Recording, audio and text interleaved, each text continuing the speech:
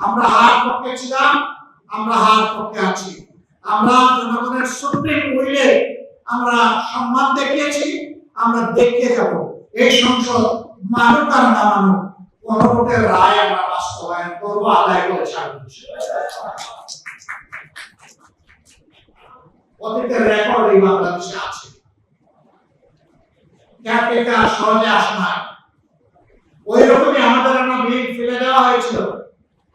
আমরা বলেছিলাম, চেয়েছিলাম সংসদে প্রতিকার দিয়ে দিলেন আমাদেরকে জনগণের কাছে ফিরিয়ে।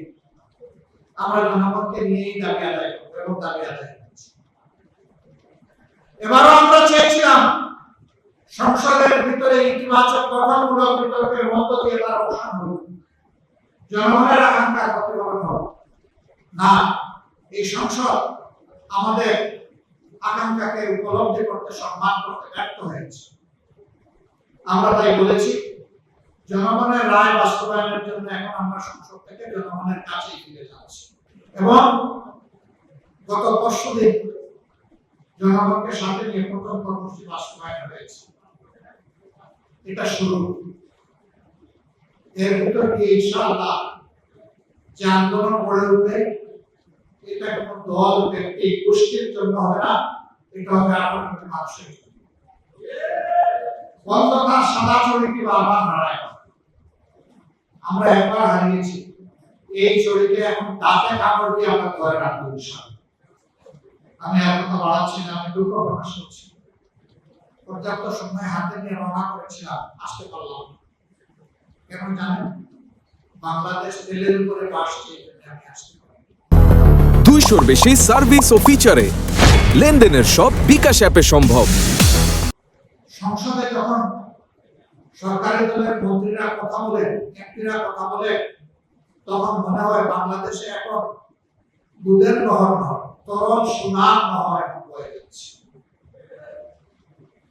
আমরা যখন জ্বালানি সংকট আর জনগণের গুণগান নিয়ে কথা বলি, আমাদের নোটিশটা আলোচনায় আসতেই দেওয়া হয়। সত্য জনগণের কাছে প্রকাশ পেয়ে যায়। তো পেঁচা চোখ বন্ধ করে রাখবে বলে আগামীকালকে সূর্য কি উঠবে না? অবশ্যই। আজকে সূর্য যেমন উঠেছে, কিয়ামত যদি না হয়, আগামীকাল ইনশাআল্লাহ সূর্য উঠবে। পেঁচা চোখ বন্ধ থাকার পর সূর্যের উঠা না ওঠা নির্ভর করবে ইনশাআল্লাহ। পাম্পে, এক একটা পাম্পে লাইনে হাজার হাজার গাড়ি এবং মোটরসাইকেল দেখা যাচ্ছে লাইনে। চাকাই সেদিন দেখলাম যে একটা গাড়ি তেল নাই, এখন গাড়ি সারানোর তেলও দিবে। এই জন্য গাড়ির সামনে গরুর গাড়ি দিয়ে গাড়ি নামছে। আমাদের মন্ত্রীরা বলে, আগের চাইতে আমাদের তেলের রিজার্ভ অনেক বেশি, চাহিদা বেড়ে গেছে।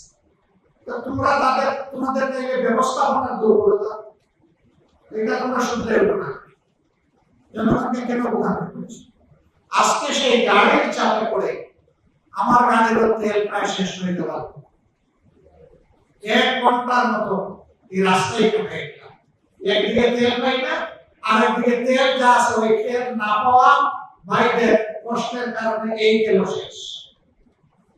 শুধু গাড়ির তেল, কৃষি নির্ভর একটা দেশে এই মৌসুমে খামারিরা হা করে চেয়ে আছে, তাদের ফসলে শেষ করবে, পানি দিবে নাই।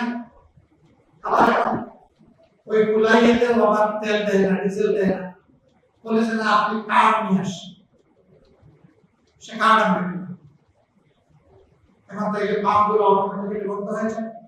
এর কুফল হিসাবে আগামী মৌসুমে আমাদের খাদ্য উৎপাদন মারাত্মক ব্যাহত হবে এবং খাদ্য ঘাটতি বাংলাদেশে। অবশ্যই এই দেশে আমরা দুর্ভিক্ষ দেখেছি 6 মাস।